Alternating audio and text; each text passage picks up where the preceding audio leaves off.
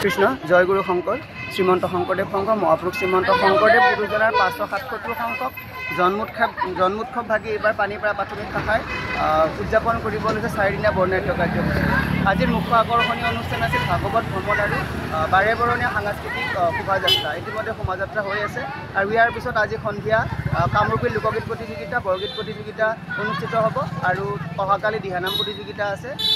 নাগাৰা নামৰ বিশেষ আকৰ্ষণ আছে আমাৰ মহেশ ডেকা আৰু ৰিংকুমণি ডেকা সমূহ বাপ বান্ধৱ আৰু আই মাতৃ সমস্তৰ উপস্থিতি আমি শ্ৰদ্ধাৰে কামনা কৰিছোঁ আৰু তেখেতসকলক আমি আমন্ত্ৰণ জনাইছোঁ যাতে অনুষ্ঠান ভাগি আমি সুচাৰুৰূপে পালন কৰিবলৈ সক্ষম হওঁ।